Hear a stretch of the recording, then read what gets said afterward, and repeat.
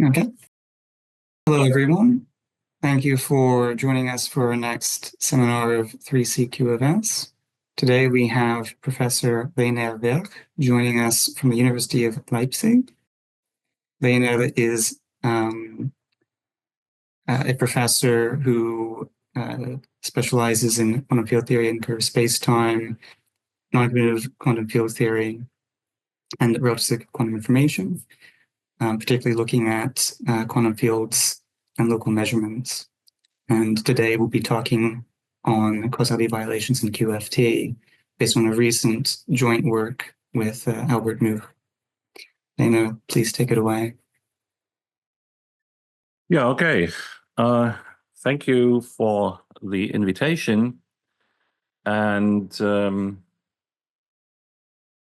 you see the title, it's Causality Violations in Quantum Field Theory, and it has a sort of subtitle, which is called A Ping-Pong Ball Test. And to start, this talk is based on the following articles, which are listed here. So first of all, this paper of Albert Much and myself, which is called Superluminal Local Operations in Quantum Field Theory. It's also called a ping-pong ball test. Then in the background, there is the paper by Chris Fuster and myself, Quantum Fields and Local Measurements, in which a, let's say, new framework for quantum field measurement is presented. And later in this talk, I will tell you a little bit about that. There is also a paper by Henning Bostelmann, Chris Fuster, and Max Röp called Impossible Measurements Require Impossible Apparatus. And again, later in the talk, I will present at least a statement, an important statement from this paper relating to impossible measurements, superluminal local operations in quantum field theory and such. And there is also a paper by Chris Fuster and myself called Measurement in Quantum Field Theory that has appeared or is going to appear in the Encyclopedia in Mathematical Physics 2025 edition, which presents, let's say, a slightly lighter version of our quantum fields and measurements setup. So maybe if you're interested, that is a good intro. Okay, so the outline for my talk is as follows. I will present a little bit about the algebraic quantum field theory framework. I will explain Sorkin's impossible measurements or impossible operations scenario in quantum field theory, which points out that there may be a problem in quantum field theory in that quantum field theory seems to allow superluminal local operations.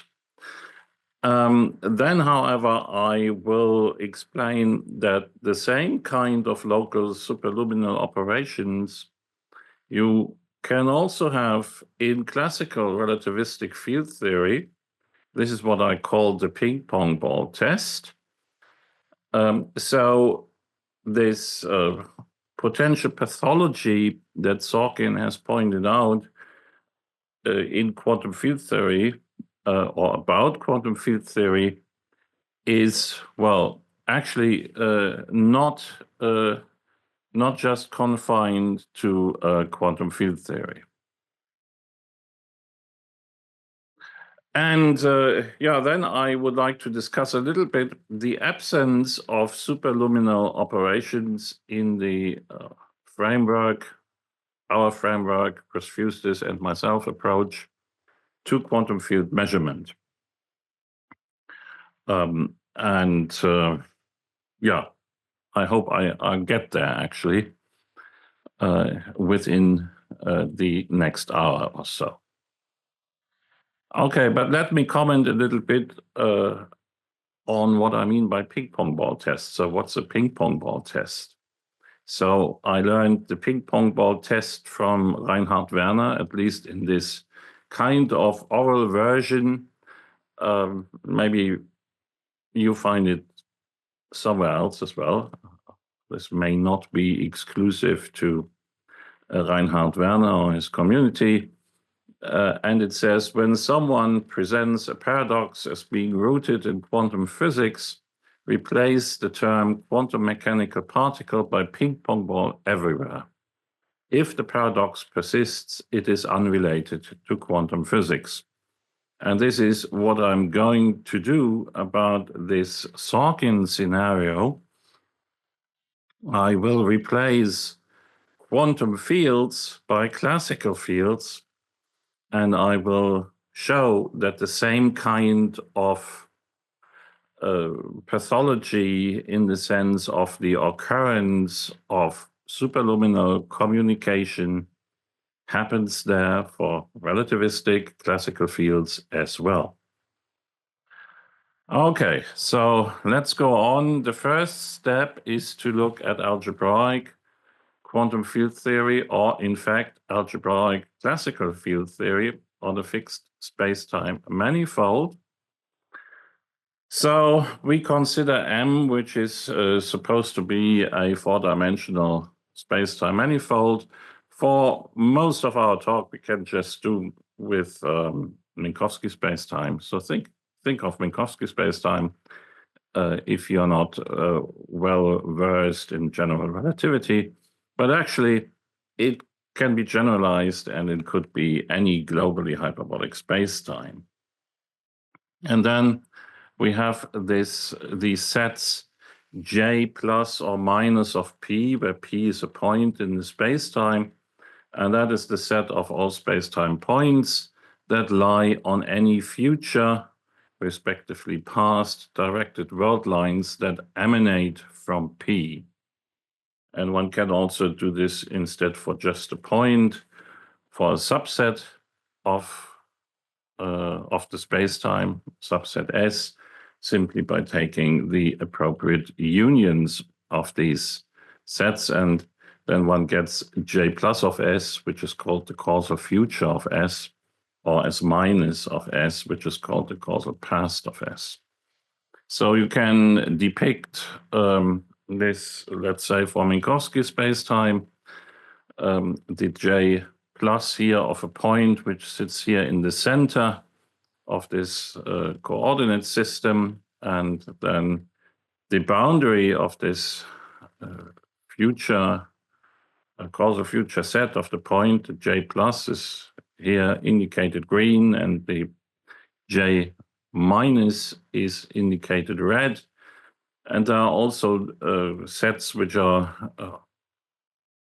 interesting as index sets for observable algebras because they are causally complete. Those are the double cones, and they arise as intersections of a J plus of P with a J minus of P prime. Okay. Now in algebraic quantum field theory, and in fact also in algebraic formulations of classical field theory, there is a local structure for the observables. So we have a star algebra, or maybe C star algebra A, of the observables of our system, usually a quantum field of some kind. And this star algebra is formed by star subalgebras A of O, which we think of as the algebra of observables, or generated by the observables, that can be measured in the space-time region O. So O is a subset of the spacetime, usually an open subset, or even of the type of a double cone. So, and the properties are that if spacetime regions are included in one another, then also the associated algebras are included in one another. That's sometimes called isotony. And if the spacetime region is O2 here is a causal to O1, which means that there's no causal curve connecting the two regions, which also can be indicated by saying that O2 doesn't intersect J plus or J minus of O1, then the algebra elements from these algebras A of O1 and A of O2, they commute with each other. So that we can say the algebras for these regions commute. And then also for every symmetry, meaning isometry, L of the spacetime, there is an automorphism called alpha index L from the full algebra to the algebra again. And the important properties here are that the action of these isometries acts covariantly with respect to the regions, spacetime regions that index the local algebras, and also that we have this composition rule. So these automorphisms are really a representation of the spacetime isometry group by automorphisms of A. And well, if we have Minkowski spacetime, then we would take as the isometry group the proper orthogonal Poincare group. Now, a typical situation in quantum field theory is that we are in a special representation, Hilbert space representation of these algebras, so that, I mean, for instance, the vacuum representation, which I'm considering here. So the A of O are in fact weakly closed subalgebras of the bounded operators of some Hilbert space, and therefore they are von Neumann algebras. Then, if we consider this situation, the set of physical states omega is given by density matrices, here called rho, on the Hilbert space.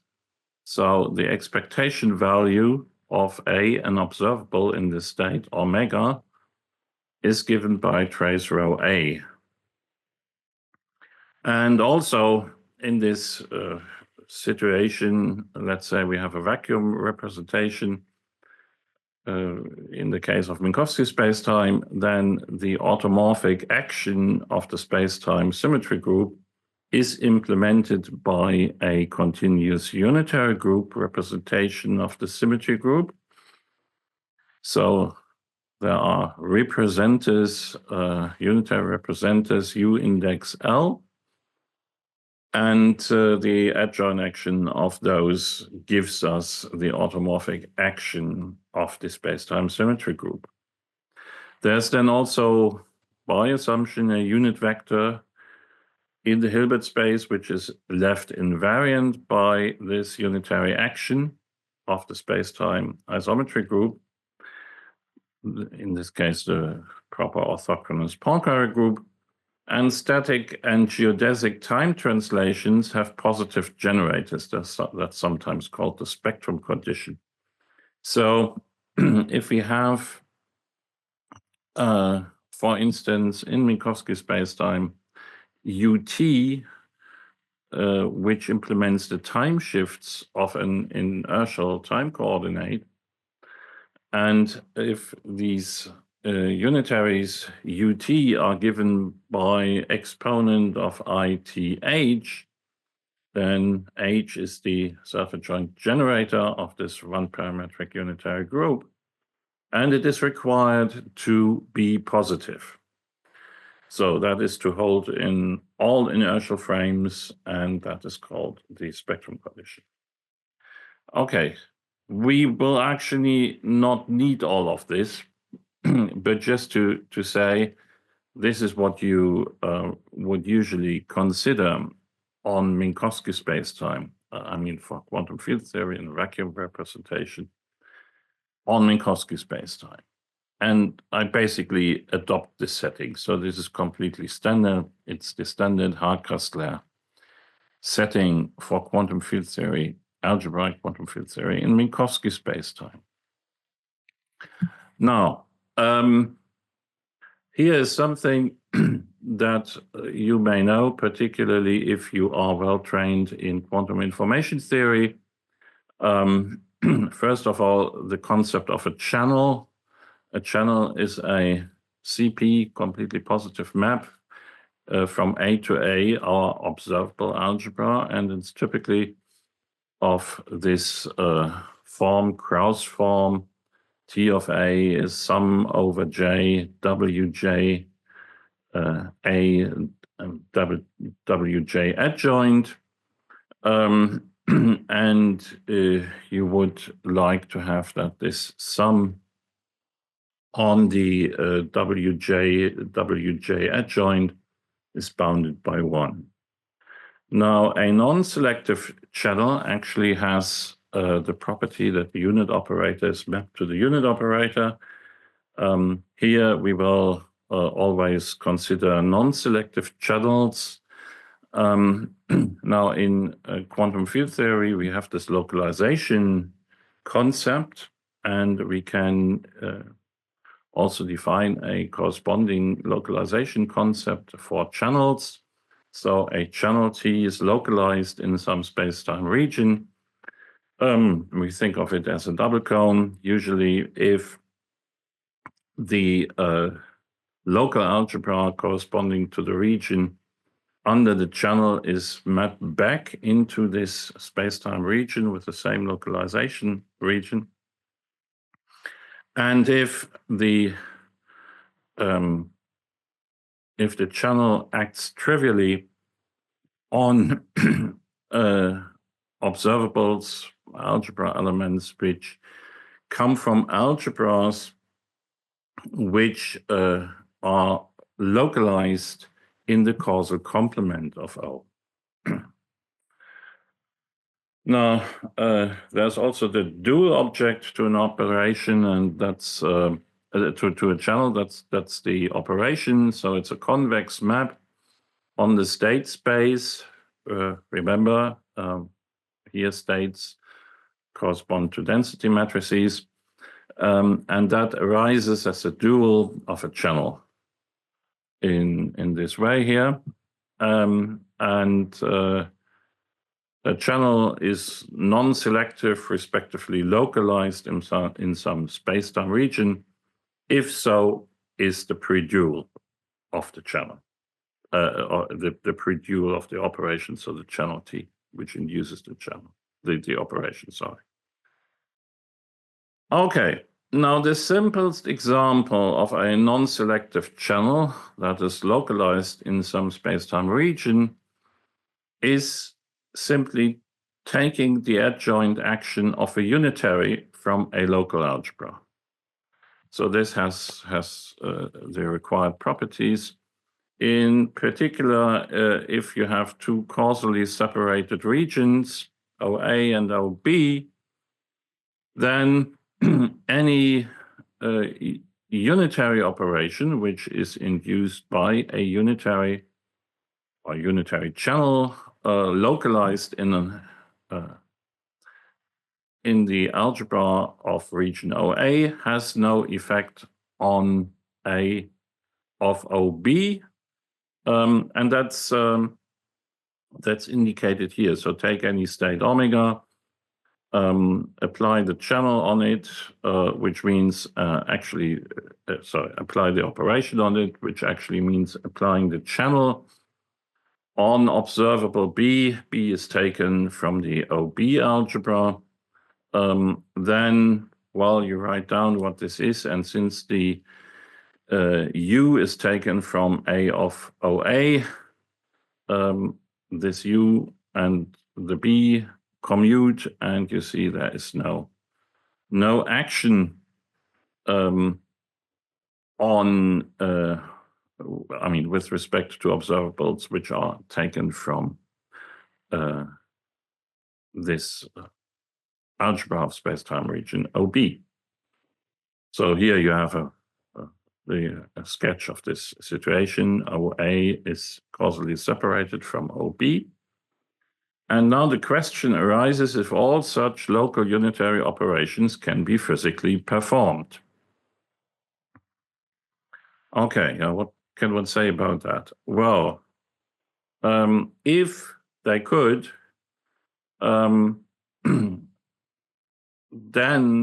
Sorkin has pointed out already quite some time ago, more than 30 years ago, that this could lead to superluminal signaling, which is a violation of causality, of course.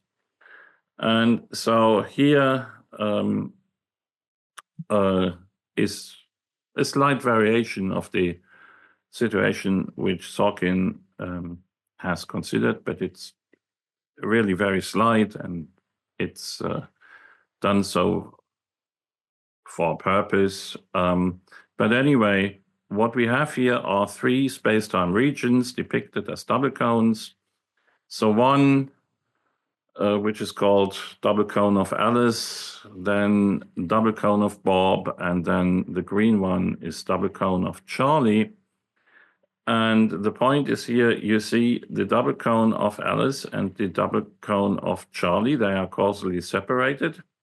There is no causal curve connecting these regions, but there is this intermediate region, O Bob, and this region O Bob has some overlap with the region of Alice on one hand, on the left side, and some overlap with the region of Charlie on the right-hand side. So now, since the region of Alice and the region of Charlie, since they are causally separated, Charlie cannot know by measuring in his or her region if Alice has carried out a unitary operation taken from her local algebra, because how would we control this? So we would take any state, omega, we apply this operation, unitary operation, localized analysis region to it, and then Charlie measuring means Charlie evaluates an observable C taken from Charlie's local algebra in this new state that has been operated upon by Alice. Okay, when we check what this is, then we are in the situation that we have already discussed before. The U from Alice's localization region commutes with the C from Charlie's localization region, and there's no effect. So that means Charlie cannot know by measuring in O Charlie if Alice has carried out an operation on the state. Actually, this holds for every state. Now, one can consider a variation of this, and here the variation is that first Alice carries out a unitary operation on a state, then Bob carries out another unitary operation on the state, now localized in Bob's localization region, and then Charlie measures. So this is the whole thing here on the left-hand side. If you write it out, it's like so. You see, you have the adjoint action of the products of the product of the unitaries of Alice and Bob. And the question is, well, now, what happens here? Does it make a difference whether Alice has carried out her operation or not? Well, in general, these unitaries of U Bob and unitaries U Bob and U Alice, they need not commute because this overlap of the region O Bob and O Alice means, well, there are algebra elements for instance, in this overlap, which need not commute, as you can explicitly check if you consider, let's say, the quantized Klein-Gordon field. So because of this overlap that O Bob has on one hand with O Alice and on the other hand with O Bob, one can choose the unitaries U Alice, U Bob, and an observable C taken from Charlie's localization region algebra, and also a state such that it makes a difference here if Alice has carried out her operation or not.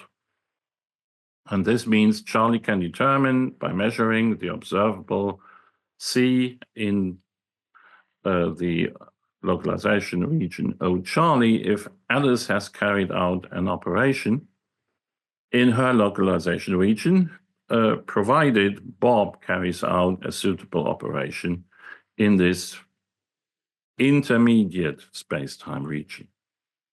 And this would mean a superluminal transfer of information, since the localization regions of Alice and of Charlie are causally separated.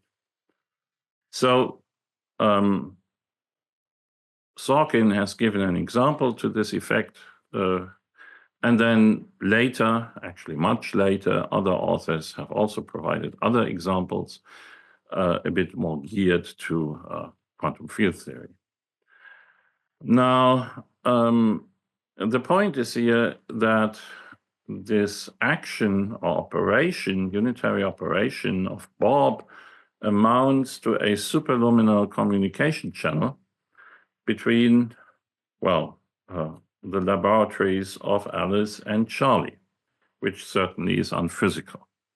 So the conclusion that Sorkin has suggested is, well, yeah, this is unphysical.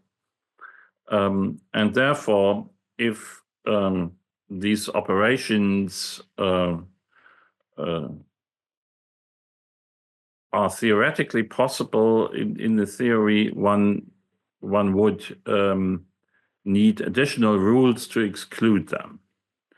And since at the time there didn't seem to be a priori rules saying which U-Bob is admissible, which is not, Sorkin concluded that one would have to do a case-by-case analysis to this effect, which of course is not very satisfactory and would point to algebraic quantum field theory somehow lacking some rules or conditions to rule out these unphysical operations. Now, I would like to point out here that such superluminal communication channels arise also in classical field theory. For instance, they can be induced by local kinematical symmetries. This was the point of Albert Much's and my paper. And this is the ping-pong ball test. So there is a puzzling situation in quantum field theory. It seems quantum field theory is in some way not a complete description. But I want to emphasize here that this is not a particular pathology of quantum field theory, but also arises in classical field theory. Okay, so let's look briefly at the result of our paper. So I'm not really presenting the operator algebra, if you like, setup for classical field theory, but I give you basically the result. So there is a construction of local observables for classical fields, and in this case, these observable algebras are commutative. Whereas in quantum field theory, you know, the local observable algebras are non-commutative. So I'm not explaining this setup for the classical case. It is described in our paper. But just present you the result. So here we say let the A of O be the local observables of either the classical Klein-Gordon field or the quantized Klein-Gordon field, let's say on Minkowski spacetime, where the field equation for the Klein-Gordon field is the familiar one, box plus m squared on a field phi is 0. Then there are states and operations Tor Alice and Tor Bob, together with observables for Charlie. And these operations of Alice and Bob, they are again localized in the laboratory O Alice or the laboratory O Bob, such that there is also a state, so that if we apply the combined operation T-Bob after Tor Bob after Tor Alice to a state and measure the expectation value of C in Charlie's localization region, we find that there is something, that there's a difference compared to not carrying out the operation of Alice. Okay, there is actually a very, if you like, mechanical way of thinking about what the Tor Bob can be in order that this happens. Namely, we show in our paper that this operation by Bob can be chosen so that it corresponds to an instantaneous rotation around the x3 axis by 180 degrees, and that is going to flip the two regions O minus and the O plus in the intersection regions of O Bob with O Alice for O minus and O Charlie for O plus. And therefore, this amounts to a local kinematical symmetry. And one can show that for the quantized Klein-Gordon field, this operation is actually implemented by unitary in Bob's observable algebra. Okay, so here is this picture again. The 180 degrees rotation around the x3 axis has the effect that this gray shaded O minus region is interchanged with the gray shaded O plus region on the other side. So basically, what you do here, you have a very fast carousel in O Bob's localization region, O Bob's double cone, which rotates arbitrarily fast and just exchanges these two localization regions, O minus and O plus. And this is already classically, mechanically possible. And obviously, it is a means of violating the principle of no effect can propagate faster than with the velocity of light, as you can easily imagine. So I should make some remarks here. So this approach of describing classical field theory in terms of the local algebra framework has been developed by Brunetti, Deutsch, Fredelhagen, and Reisner, and other co-authors. Well, you can see this in Kasia Reisner's monograph. There's something on it, and also in Michael Deutsch's textbook on perturbative algebraic quantum field theory. Anyway, you notice immediately that in the classical case, these operations of Bob and of Alice are not implemented by unitaries in the local algebras, since the local algebras are commutative. In fact, these local algebras are formed by certain C number valued functions on the classical phase space. So these operations have a different character in the classical case. If you're used to thinking that local operations in quantum field theory arise by unitaries in the local algebras. In fact, the generator of these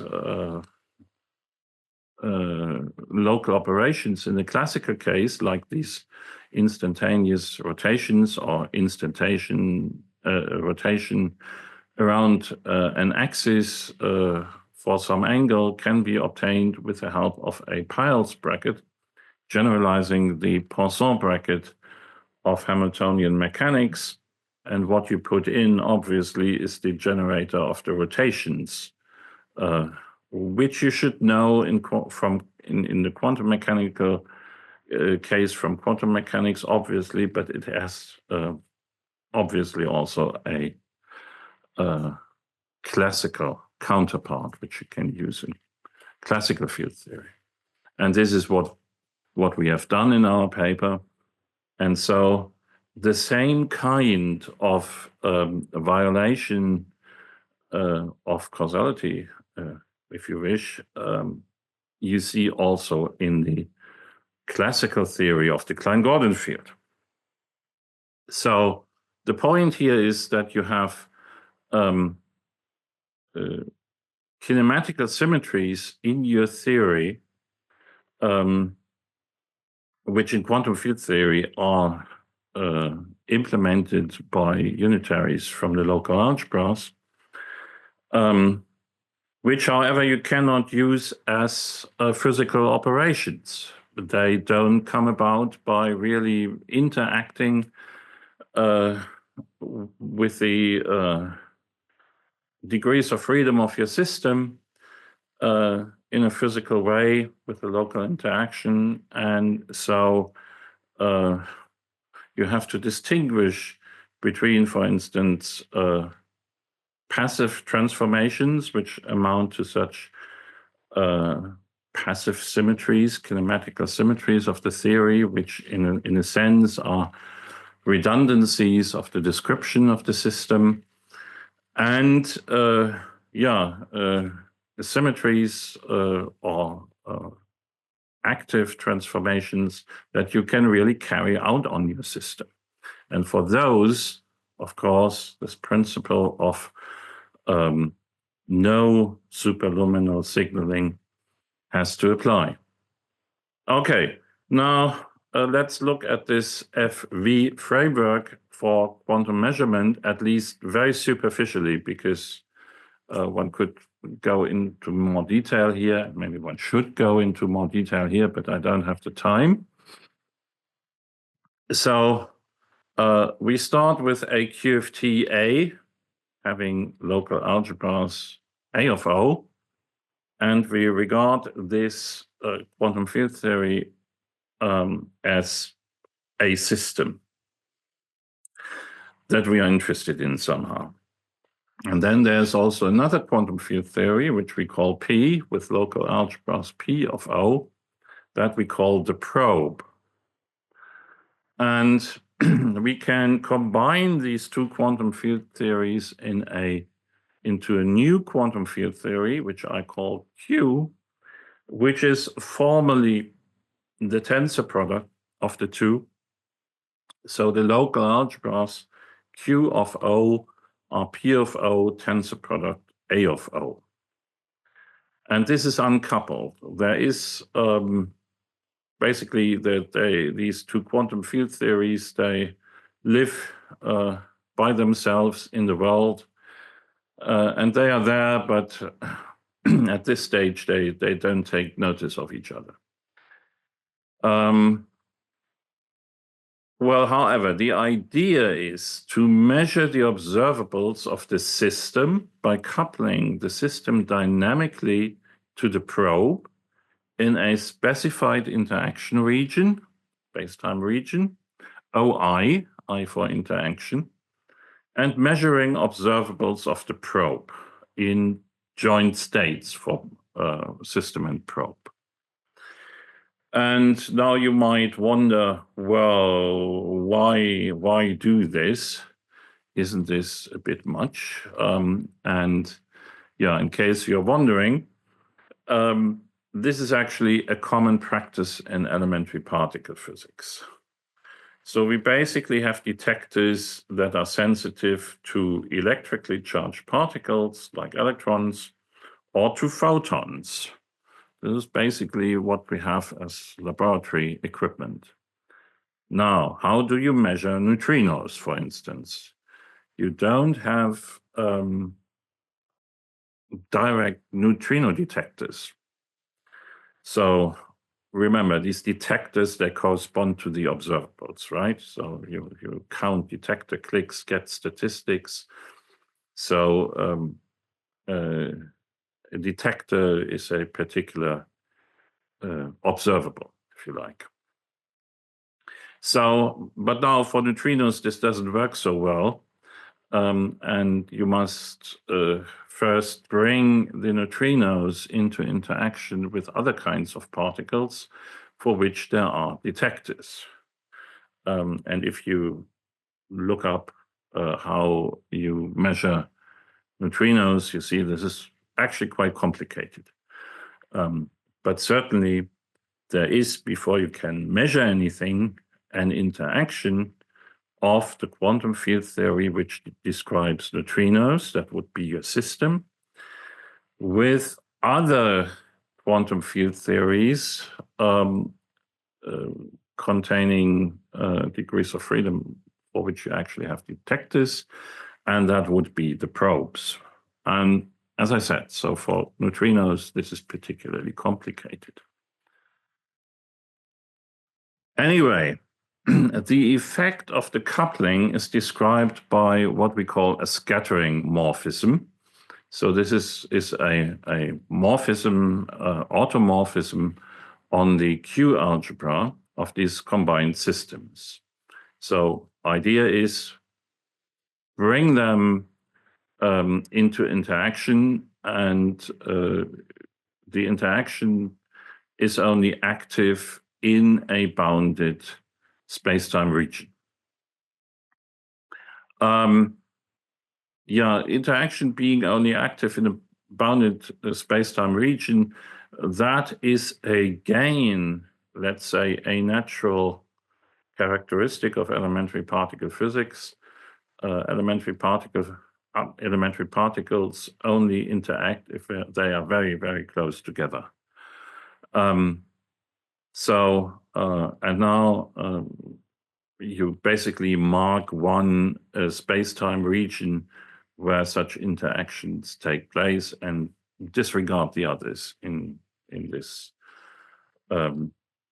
idea. And maybe this is not even even too far off from, again, what you do in elementary particle physics. If you think of these particle accelerators, where you make the elementary particles run around in these tubes at the LHC, then they enter in an interaction zone, and you can actually, from the particle reactions, the particles which are being created, and then detected in these very, very elaborate detectors, you can conclude where the interaction zone has been, and it's very small. Okay. Anyway, so this scattering morphism you can think of in many cases as the adjoint action of a scattering matrix. So we have an interaction of two types of degrees of freedom, for instance. You do scattering, you can describe it by an S matrix. And basically the only extra ingredient that we have here is that we assume that the interaction is, if you like, effectively only active in a bounded interaction region. So under general conditions, the scattering morphism can be shown to exist, and its localization properties can be derived under the assumption that all the quantum fields that we are considering obey the time slice property. So what is the time slice property? So very roughly, that means if we have O tilde, a globally hyperbolic subspace-time of this ambient space-time M, and if O is an open neighborhood in this region O tilde of a Cauchy surface for O tilde, then the observable algebras of AO and AO tilde agree. And the same should hold also for the P, the probe theory, and Q, the combined theory. So it looks something like that. Here we have a globally hyperbolic space-time, globally hyperbolic subregion of the space-time, here depicted more or less as a double cone, which is marked in green. And here this blue thing is, this blue fat blue line is supposed to be a Cauchy surface, intrinsic Cauchy surface for this green double cone. And then there is a red region, which is an open neighborhood of this blue Cauchy surface for the O tilde region. So green is O tilde, red is O, and this fat blue line is a Cauchy surface for O tilde. So, and if you have this situation, then the algebra of O corresponding to this red region coincides with the larger, a priori larger, because the region O tilde is larger, algebra of O tilde. This property is known to hold for quantum fields which obey, for instance, a linear hyperbolic equation of motion, like Klein-Gordon, Dirac, Broca, many others, free electromagnetism. And it is also shown, it has been also shown to hold in perturbatively constructed interacting quantum field theories. So this is not something esoteric, so it's very natural, arises natural in the quantum field theories that we know. And it expresses, in a way, the idea that solutions to hyperbolic equations are already determined by their Cauchy data. Okay, now, well, and then one can construct the scattering morphism already abstractly in quantum field in a quantum field theory composed of system quantum field theory and probe quantum field theory. And one can determine some localization properties of the scattering morphism relative to the interaction region OI. One thing is that the scattering morphism acts trivially on probe and system observables which are localized in the causal complement of the interaction region. Well, this is that one would expect. And the other thing is this second property here. Unfortunately, I now don't have a picture, but if you have a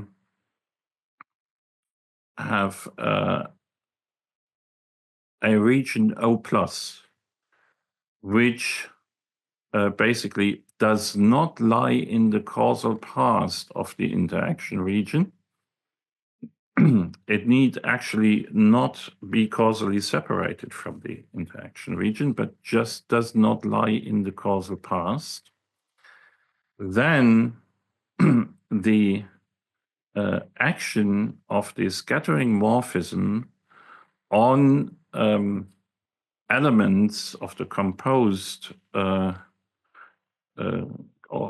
the composition of probe and system localized in this O+ region is contained in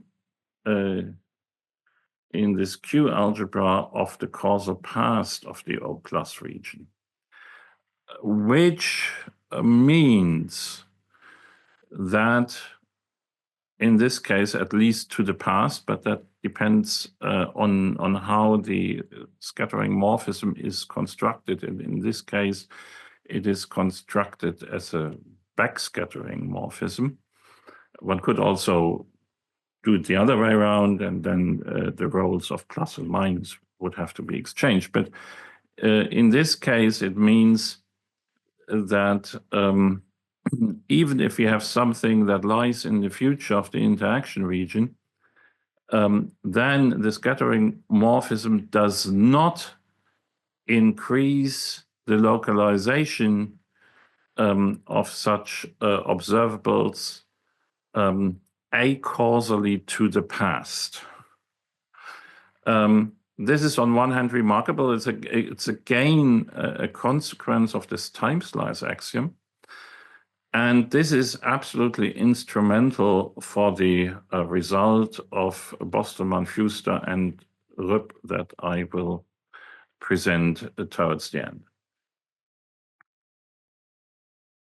Now, we consider here now the situation that the probe system is actually a composite of a probe that Alice has control over and that Bob has control over. So basically we take two probe quantum field theories, and we have two interaction regions for those probes, such that the interaction region for Alice does not lie in the future of the interaction region of Bob. So in a sense, it occurs, the interaction of Alice's probe occurs prior to the interaction of Bob's probe. This is what this wants to say.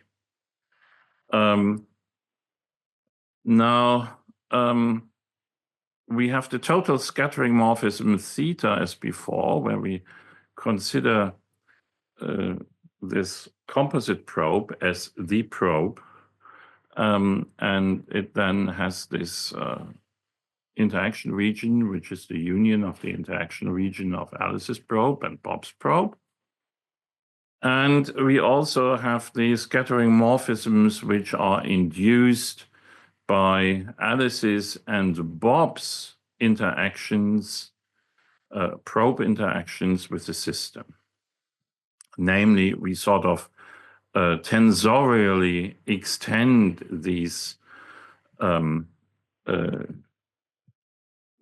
the tensor product. Sorry, here's a mistake. This should of course be theta hat Alice. So this is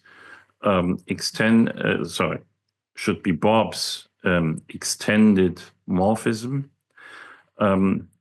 Here, this one is theta Bob is the morphism between Bob's probe and the system. And now we can extend it to the system where we have an extra probe by adding in a tensor factor which acts trivially on Alice's probe. And we can do the same for Alice, but now, of course, we have the problem that there's not such a good notation for it, because the theta of Alice with the system combines here the first probe factor and the last factor, which is the system. So the unit gets inserted at the second position where Bob's probe is. You may need to think about this for a moment. There's unfortunately not such a good notation for it, but I think you get the idea. So this label on the tensor product 1 or 2 here indicates the position where the unit has to be inserted. Now, there is an assumption that we now want to make, namely causal factorization of the coupling dynamics. So we can, on one hand, consider the joint probe of Alice and Bob as a joint probe and its scattering morphism, or we can consider the couplings and corresponding morphisms of Alice and Bob in their own right and extend it to the situation that we have an extra probe, either that of Alice if we have Bob's interaction, or that of Bob if we have Alice's interaction. Those are these extended interactions which I had defined before. And the assumption is now that the joint probe coupling factorizes in this way. Again, that Bob here comes first is due to the fact that the joint interaction is defined as a backward scattering. But of course, you could relabel everything if you do it the other way around.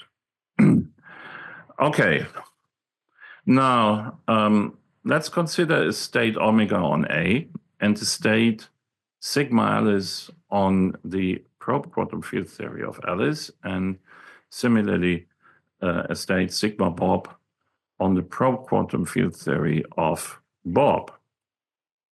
And then this causal factorization property says, well, if we now go to the dual action of this scattering morphism, so the operation that is induced by it, then it factorizes in this way with the correspondingly defined operations for these hatted morphisms for Alice and for Bob. So that is this expression now, where you can now write the factorization at the level of the induced operations for the scattering morphisms, which are channels.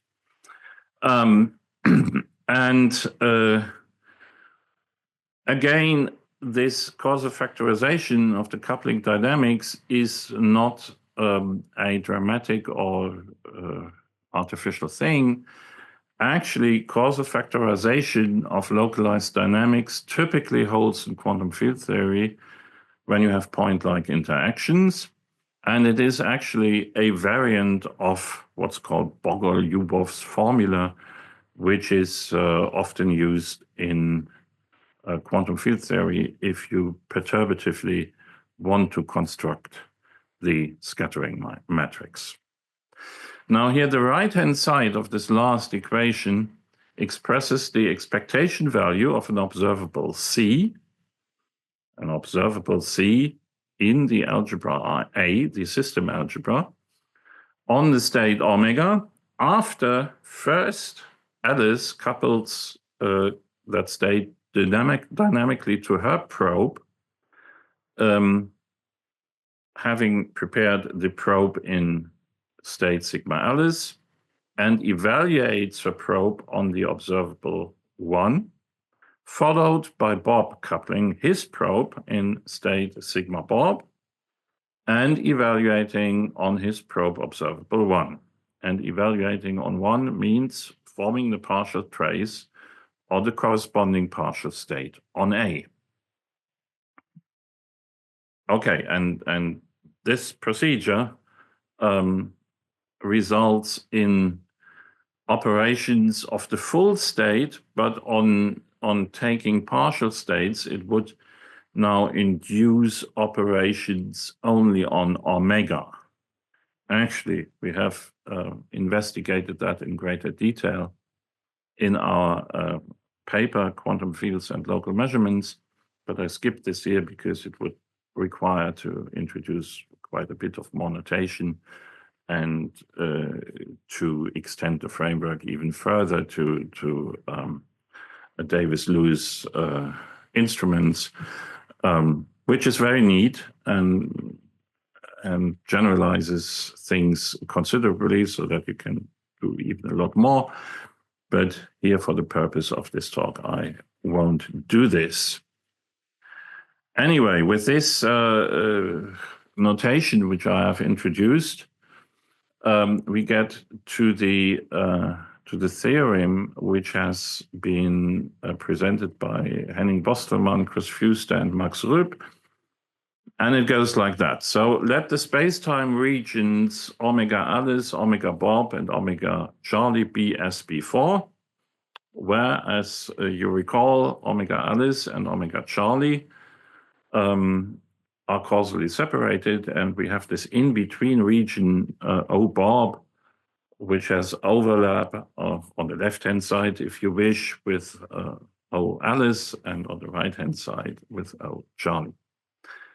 Now, suppose that Alice and Bob use probe QFTs, which we call P Alice and P Bob, to couple to the system quantum field theory A with interaction regions which are just the regions O Alice and O Bob. Also assume that Alice and Bob have prepared the states of their probes in states sigma Alice and sigma Bob prior to coupling.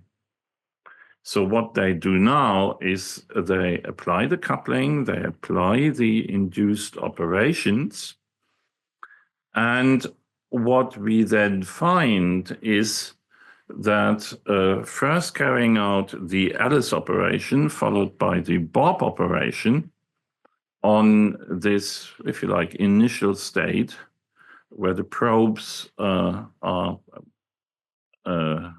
initially prepared in the probe state sigma Alice or sigma Bob, and we have any system state.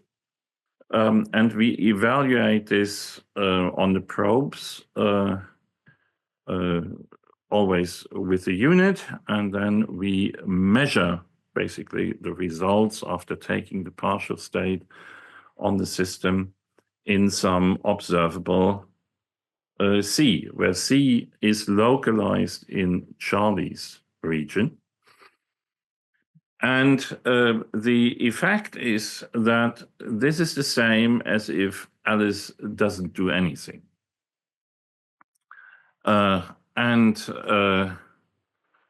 This means, if you look at that and compare with the Sorkin scenario, that here with these operations which come from measuring the system by dynamically coupling it to the probe, we cannot decide, or Charlie cannot decide by measuring the result if Alice has carried out a measurement or not. So this potential superluminal effect that Charlie could decide if Alice has carried out a measurement that cannot occur in this particular framework for quantum field measurement. Okay, so I come to the conclusion. So the impossible measurements, impossible operations scenario does not only hold in quantum field theory, or does not only arise in quantum field theory, I should say, but also in classical field theory. This is, if you like, the ping-pong ball test. So that is not a pathology of quantum field theory in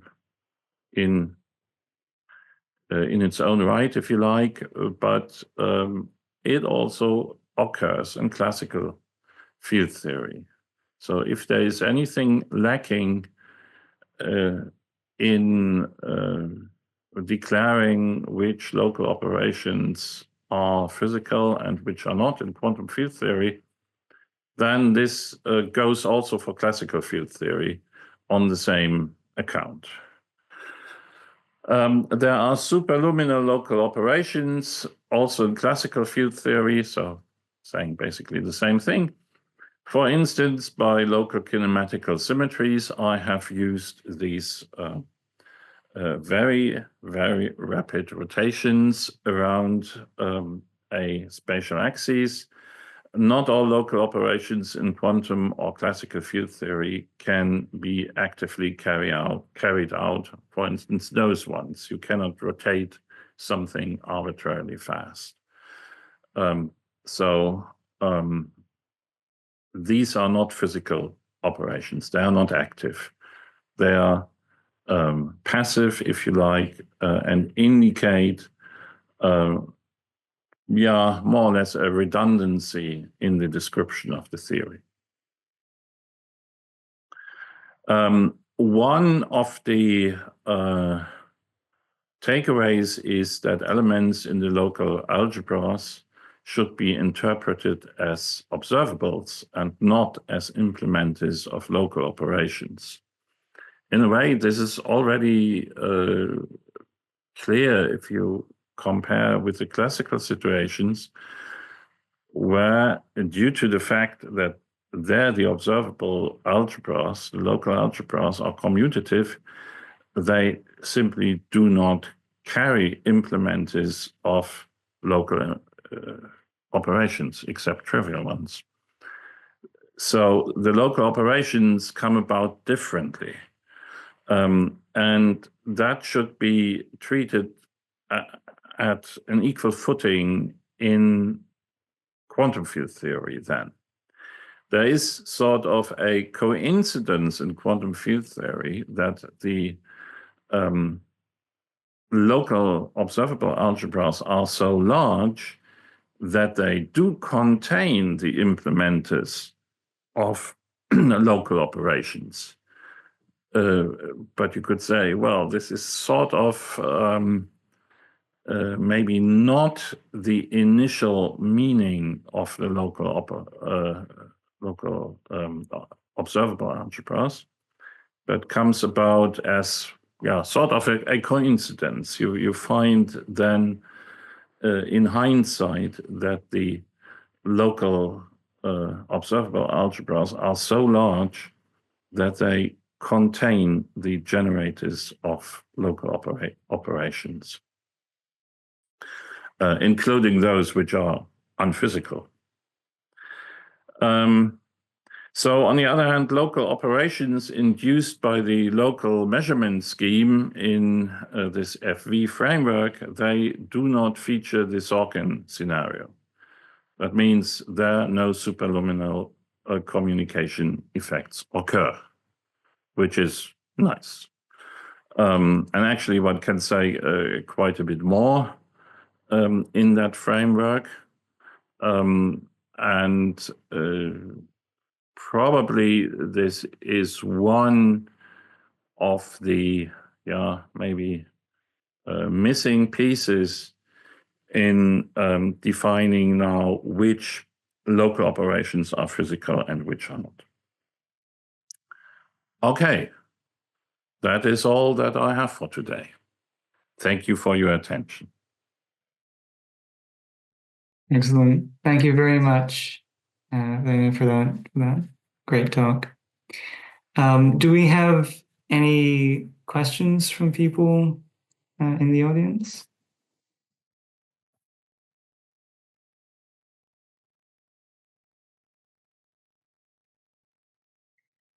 Okay, I'm going to ask a quick question then myself. Is it that with the FV framework, the causal factorization is the crucial piece that is restricting what local operations are physical?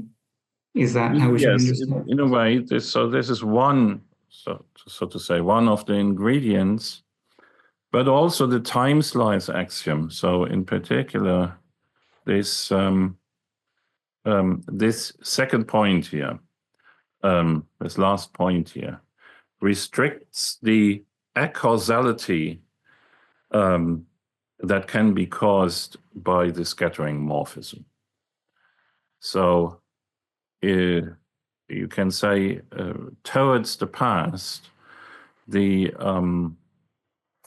scattering morphism behaves causally. Actually, I have given here a weaker version of the statement, which we actually have already in our FV paper, the first one, for the sake of simpler notation. Actually, something slightly stronger holds, but it says that here, towards the past, even passing through the interaction region, you do not find that the scattering morphism behaves acausally. So this, so to say, hopping, superluminal hopping from one place to another, that cannot occur here. And that you can trace back to the time slice axiom. And notice this time slice axiom is local. So it applies to all globally hyperbolic subspacetimes of the ambient spacetime. So this is a very powerful thing, and it says, that the Cauchy data basically determine observables, and to some degrees also states, and that together with this causal factorization of the coupling dynamics considerably constrains the causality properties that you have for the scattering morphisms and their composites.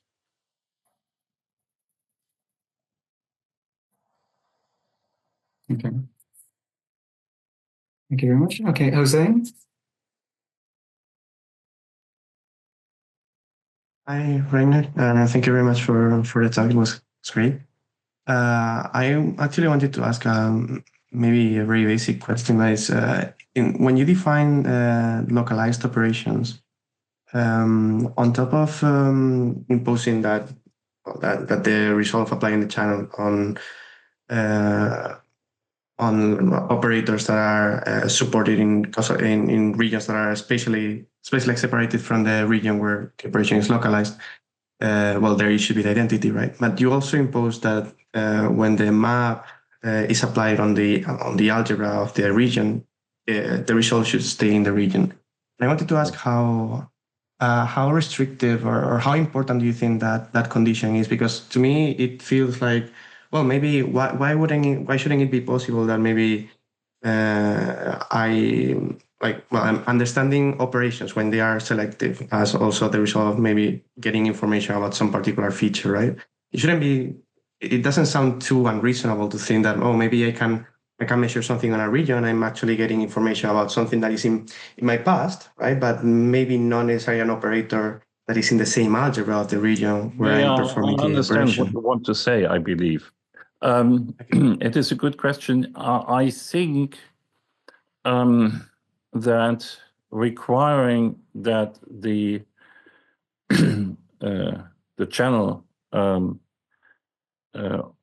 operates trivially in the causal complement of the localization region of an algebra already very much restricts where the images under the channel of the algebra can take values because of Hart duality. So if you impose Hart duality, then I think this is already this containment which I had is already a consequence of requiring that the channel acts trivially in the causal complement.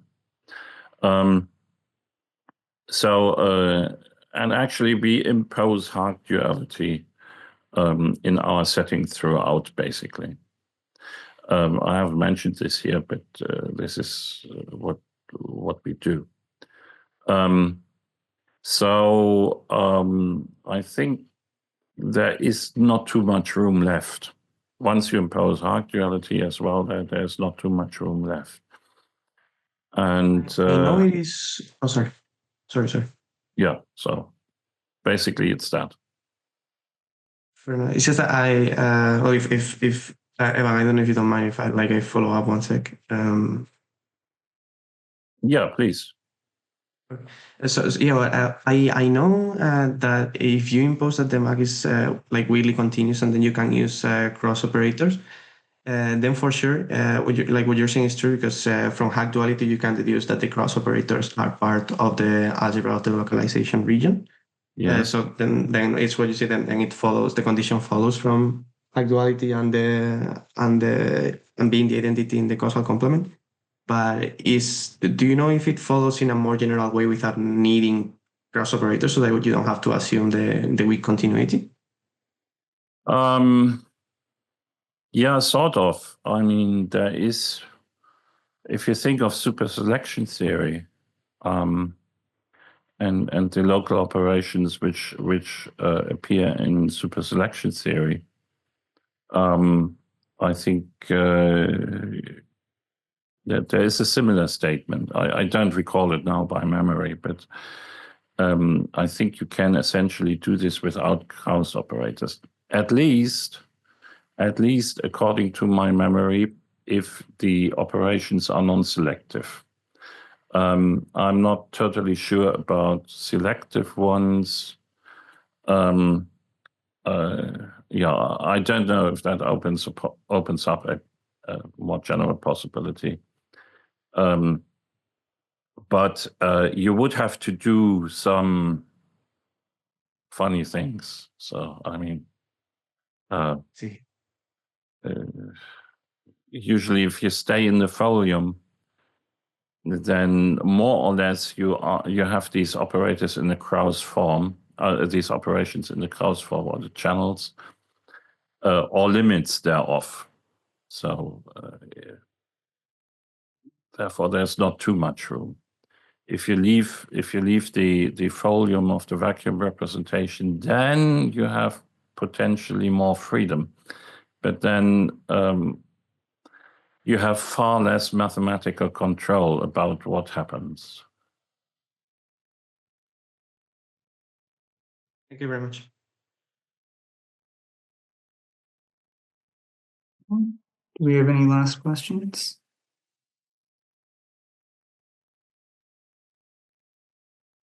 Okay, doesn't look like we have any more questions. Thank you very much, Rainer, for taking the time to present on your work. Yeah. Thank you for the invitation. And thanks for everyone in the audience for joining us. Okay. Yeah, so if you want to know more, look at the papers. That there is really a lot more material. And I hope it was a pleasing appetizer. Indeed. Okay. Thank you, everyone. Goodbye. Goodbye, everyone.